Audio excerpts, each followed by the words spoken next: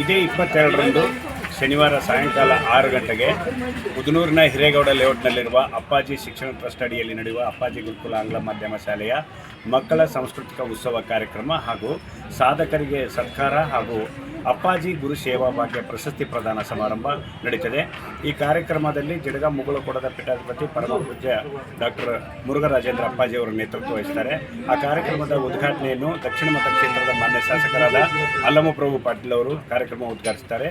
ಹಾಗೂ ಗುಲ್ಬರ್ಗಾ ಜಿಲ್ಲೆಯ police ವರಿಷ್ಠಾಧಿಕಾರಿಗಳಾಗಿರ್ತಕ್ಕಂಥ ಅಡ್ಲು Srinivas sir ಅವರು ಸಾಂಸ್ಕೃತಿಕ ಕಾರ್ಯಕ್ರಮಕ್ಕೆ ಚಾಲನೆಯನ್ನು ಕೊಡ್ತಾರೆ. ವಿಶೇಷವಾಗಿ ಈ ಕಾರ್ಯಕ್ರಮಕ್ಕೆ ಮುಖ್ಯ ಅತಿಥಿಗಳಾಗಿ ನಮ್ಮ ಗುಲ್ಬರ್ಗಾ ವಿಧಾನ ಪರಿಷತ್ತಿನ ಸದಸ್ಯರಾದ ಶಶಿಲ್ ನಮೋಶಿ ಹಾಗೂ ಬಿ.ಜಿ. ಪಾಟೀಲ್ ಅವರು ಹಾಗೂ ಸುನಿಲ್ ವಲ್ಲಪುರಿ ಸರ್ ಅವರು ಈ ಕಾರ್ಯಕ್ರಮದ ಮುಖ್ಯ ಅತಿಥಿಗಳಾಗಿರ್ತಾರೆ. ಅದೇ ರೀತಿ ಈ ಕಾರ್ಯಕ್ರಮದ ಅಧ್ಯಕ್ಷತೆಯನ್ನು ಶಾಲಾ ಶಿಕ್ಷಣ ಇಲಾಖೆಯ ಉಪನಿರ್ದೇಶಕರಾದ ಸೂರ್ಯಕಾಂತ್ ಮದಾನೆ ಅವರು ವಹಿಸಿಕೊಳ್ತಾರೆ. ಅದರಲ್ಲಿ ವಿಶೇಷವಾಗಿ ಈ ಚುನಾವಣೆ ಆಯೋಗದಿಂದ ಪ್ರಶಸ್ತಿ ಪಡೆದಿರುವ ಮಾನ್ಯ ಜಿಲ್ಲಾಧಿಕಾರಿಗಳಾಗಿರ್ತಕ್ಕಂಥ ಫೌಜಿಯಾ ಮೇಡಮ್ ಅವರಿಗೆ ಹಾಗೂ ಪತ್ರಕರ್ತರ ಇತಿಹಾಸದಲ್ಲೇ ಈ ನಮ್ಮ ಹಿರಿಯ ಪತ್ರಕರ್ತರಾಗಿರ್ತಕ್ಕಂಥ ದೇವಯ್ಯ ಗುತ್ತೇದಾರ್ ಅವರು ಪ್ರಶಸ್ತಿಯನ್ನು ಪಡೆದಿದ್ದಕ್ಕಾಗಿ ಅವರಿಗೂ ಕೂಡ ಗೌರವ ಸತ್ಕಾರ ಹಾಗೂ ಗುಲ್ಬರ್ಗಾ ಜಿಲ್ಲೆಯಿಂದ ಪ್ರಪ್ರಥಮ ಬಾರಿಗೆ ರಾಜ್ಯದ ಈ ಕಾಂಟ್ರಾಕ್ಟರ್ ಗುತ್ತೇದಾರ್ ಅಸೋಸಿಯೇಷನ್ ಅಧ್ಯಕ್ಷರಾಗಿರ್ತಕ್ಕಂಥ ಜಗನ್ನಾಥ್ ಸೇಠ್ಜಿ ಅವರಿಗೂ ಕೂಡ ಸತ್ಕರಿಸಲಾಗುವುದು. ಅದರಲ್ಲಿ ವಿಶೇಷವಾಗಿ ಈ ಅಪ್ಪಾಜಿ ಗುರು ಸೇವಾ ಭಾಗ್ಯ ಅಂತಕ್ಕಂಥ ಪ್ರಶಸ್ತಿಯನ್ನು ನಮ್ಮ ಜಡಗ ಮುಗಳಕೋಡದ ಪೀಠಾಧಿಪತಿಗಳಾಗಿರ್ತಕ್ಕಂಥ ಲಿಂಗೈಕ್ಯ ಷಡಕ್ಷರಿ ಶಿವಯೋಗಿ ಶ್ರೀ ಸಿದ್ದರಾಮೇಶ್ವರ ಅಪ್ಪಾಜಿಯವರ ಒಂದು ಹೆಸರಿನಲ್ಲಿ ಈ 5 ಜನರಿಗೆ ಪ್ರಶಸ್ತಿಯನ್ನು ಕೊಡ್ತದೆ. ಅದರಲ್ಲಿ ವಿಶೇಷವಾಗಿ ಬಸವಣ್ಣಪ್ಪ ದೇವರು ಇವರು ಕಲಬುರಗಿಯಿಂದ ಮತ್ತು ಚುಂಚೋಳಿಯಿಂದ ಗುರುಲಿಂಗಯ್ಯ ಬಸವಣ್ಣಯ್ಯ ಸ್ವಾಮಿಯವರು, ಹಾಗೆ ಮಹಾರಾಷ್ಟ್ರ ಮೈಂದರ್ಗಿಯ ಭಾಗೀರಥಿ ಆನಂದಪ್ಪ ಅವರು, ಹಾಗೆ ಬೀದರ್ ಜಿಲ್ಲೆಯ ನಾಗಮ್ಮ ಗುರುನಾಥ್ ಕಿವ್ಡೆ ಹಾಗೂ ಬೆಳಗಾವಿ ಜಿಲ್ಲೆಯಿಂದ ವಿಠ್ಠಲ್ ತಂದೆ ರಾಯಪ್ಪ ಇವರಿಗೆ ಪ್ರಶಸ್ತಿಯನ್ನು ಕೊಡುವ ಮೂಲಕ ಅವರನ್ನು ಗೌರವಿಸಲಾಗ್ತದೆ. ಇದೇ ರೀತಿ ಅದೇ ಸಾಯಂಕಾಲ ಮಕ್ಕಳಿಂದ ಸಾಂಸ್ಕೃತಿಕ ಕಾರ್ಯಕ್ರಮಗಳಿರ್ತವೆ. ಈ ಕುರಿತು ಕಡಗೇರವರು ವಿಚಾರಿಸಿದ್ದಾರೆ. 16 ವರ್ಷಗಳಿಂದ ಈ ಶಾಲೆ ನಡೆಸ್ತಕ್ಕಂಥದ್ದು ನಾನು ಕಣ್ಣಾರೆ ನೋಡಿದ್ದೇನೆ. 12 ಮಕ್ಕಳಿಂದ ಪ್ರಾರಂಭವಾದಂಥ ಶಾಲೆಯಲ್ಲಿ ಆ ಸಮಯದಲ್ಲಿ ನಾನಿದ್ದೆ. 12 ಮಕ್ಕಳಿಂದ ಪ್ರಾರಂಭವಾದಂಥ ಶಾಲೆ ಇವತ್ತು 16 ವರ್ಷಗಳನ್ನು ಪೂರೈಸಿ 17ನೇ ವರ್ಷದಲ್ಲಿ ಕಾಲಿಡುವ ಸಂದರ್ಭದಲ್ಲಿ ಇವತ್ತು 106 ಮಕ್ಕಳು ಆ ಶಾಲೆಗೆ ಬರ್ತಾಯಿದ್ದಾರೆ.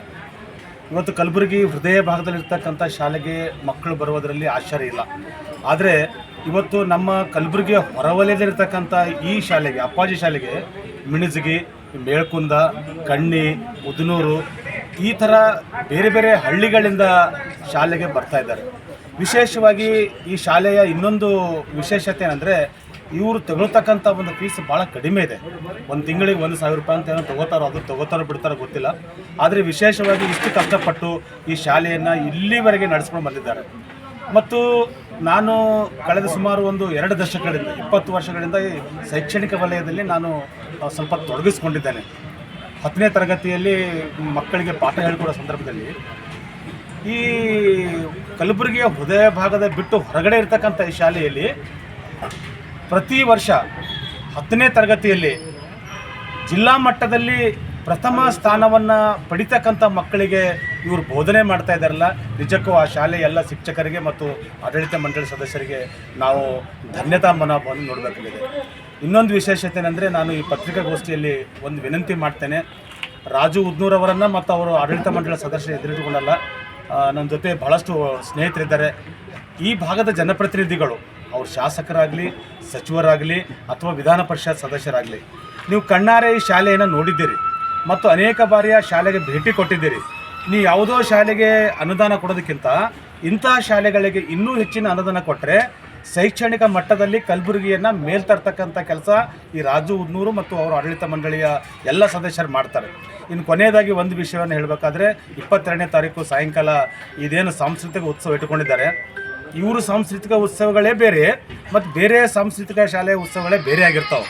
ಇಲ್ಲೇನು ಮಾಡ್ತಾರಂದರೆ ಬಸವಣ್ಣನವರ ಒಂದು ವೇಷವನ್ನು ಹಾಕ್ಕೊಂಡು ಮಕ್ಕಳಿಗೆ ಪಾಠ ಹೇಳ್ಕೊಡ್ತಾರೆ, ಅಕ್ಕಮಾದೇವಿ ವೇಷವನ್ನು ಹಾಕ್ತಾರೆ ಮತ್ತು ಈಗ ಪ್ರಚಲಿತ ನಡೀತಕ್ಕಂಥ ಸಿನಿಮಾ ನಟ ನಟಿಯರ ಬಗ್ಗೆ ಈ ಮಕ್ಕಳಿಗೆ ಒಳ್ಳೆಯ ಒಂದು ನಟನೆಯನ್ನು ಗುರುತಿಸಿ ಅವರಿಗೆ ಸಾಂಸ್ಕೃತಿಕ ಉತ್ಸವದಲ್ಲಿ ಭಾಗವಹಿಸಲು ಅವಕಾಶ ಮಾಡಿಕೊಡ್ತಾರೆ.